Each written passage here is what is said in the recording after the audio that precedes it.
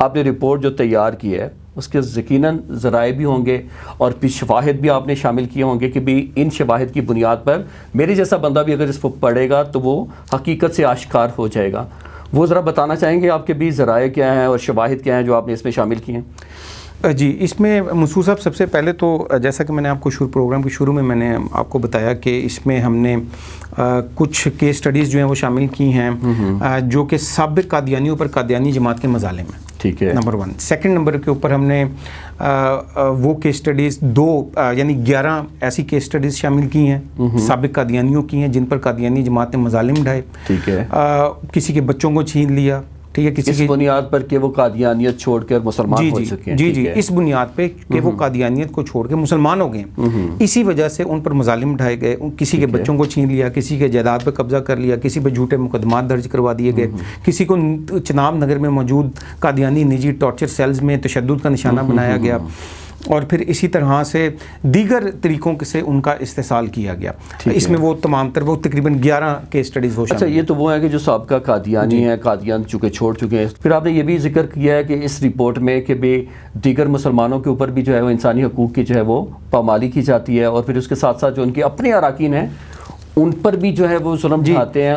اس کی کیا آپ فرمائیں گے کہ اس حوالے سے کہ بھی یہ جو زیادتی کر رہے ہیں ان کے حقوق کی بھی پامالی کر رہے ہیں؟ جی، اگر آپ یہ دیکھیں نا کہ منصور صاحب قادیانیت کا اور قادیانی جماعت کا اگر آپ ڈیپلی مطالعہ کریں گے نا تو آپ کو یہ احساس ہوگا کہ قادیانیت ایکچولی ایک کلٹ کا نام ہے.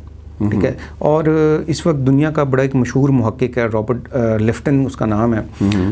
اس نے کلٹ کی کچھ اس کی نشاندہی کی ہوئی ہے، کچھ اس سے متعلق اس کی نشانیاں بتائی ہوئی ہیں، اور وہ تمام نشانیاں اس وقت قادیانی جماعت میں پوری اترتی ہیں. مثلا کلٹ جو ہوتا ہے وہ ایسا سیاسی یا مذہبی گروہ ہوتا ہے جہاں پر سوال کیا جانا جو ہے وہ ایک قسم کا ممنوع ہوتا ہے. اگر آپ سوال کریں گے تو آپ کو نشانہ بنایا جائے گا ظلم کا. اسی طرح سے وہ اندھی عقیدت میں مبتلا کر دیتا ہے جو کلٹ ہوتا ہے. ٹھیک ہے، وہ باندھ کے رکھتا ہے، بیرونی دنیا سے کاٹ کے رکھا جاتا ہے. اب کلٹ جو ہے وہ یہی کرتا ہے کہ وہ اپنے ہی اراکین جو ہیں وہ ان کے اوپر سب سے پہلے ظلم کرتا ہے. اس رپورٹ میں ہم نے 2 کیس سٹڈیز جو ہیں وہ شامل کی ہیں قادیانیوں کی، اور اس میں ایک شخص ایسا ہے کہ جو کہ جرمنی میں مقیم تھا اور پیچھے سے قادیانی جماعت کے اہلکاروں نے اس کے گھر پہ قبضہ کر لیا. پھر جب وہ یہاں واپس آیا اور یہاں واپس آنے کے بعد جب اس نے کہا کہ میرے گھر پہ سے قبضہ چھوڑو اور مجھے واپس کرو تو اس پہ جھوٹے مقدمات کا اندراج کروا دیا گیا. اس کو کہا گیا کہ تم یہاں سے چلے جاؤ پاکستان چھوڑ کے. اور بڑی حیرانگی کی بات ہے کہ وہ شخص جو ہے وہ KTV کے آفس آ گیا انصاف کے لیے تاکہ اس کے معاملے کو ہائی لائٹ کیا جائے. قادیانی ہوتے ہوئے وہ آیا. پھر اسی طرح سے ایک نوجوان ہے جس کو جنسی استحصال کا نشانہ بنایا گیا، وہ بھی قادیانی. جی، اور وہ چناب نگر میں بنایا گیا. اور وہ جو لڑکا تھا وہ قادیانی ہو چکا تھا اور قادیانیت سے متعلق جاننے کے لیے وہ چناب نگر گیا اور وہاں پر اس کو نشاور کوئی چیز پلا کر بے ہوش کر دیا گیا اور اس کو باندھ دیا گیا اور اس کو جنسی زیادتی کا نشانہ بنایا گیا. یہ بھی اس کے اندر کیس سٹڈی جو ہے وہ شامل کی گئی ہے. پھر اسی طرح سے آپ یہ دیکھیں کہ جیسا کہ میں آپ کو بتا رہا تھا کہ قادیانی جماعت نہ صرف سابق قادیانیوں پر مظالم ڈھاتی ہے، جو لوگ قادیانی جماعت کو چھوڑ دیتے ہیں یا قادیانیت کو چھوڑ دیتے ہیں، اور پھر قادیانیوں خود اپنے ہی اراکین کے اوپر بھی ظلم ڈھاتی ہے، ان کو دبا کر رکھتی ہے، معاشی استحصال کرتی ہے ان کا، اور جبری چندے ان سے وصول کرتی ہے. یعنی ہر قسم کا استحصال کیا جاتا ہے. بلکہ جو کروڑوں کی تعداد میں مسلمان ہیں، جو اکثریت میں ہم لوگ جو مسلمان ہیں ان کے خلاف بھی مظالم کا رویہ اپناتی ہے.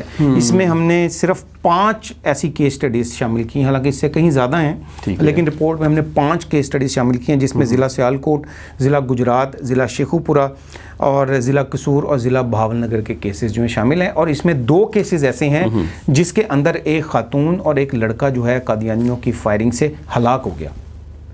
یعنی آپ دیکھیں کہ معاملے کی سنگینی آپ دیکھیں کہ کس قدر ہے.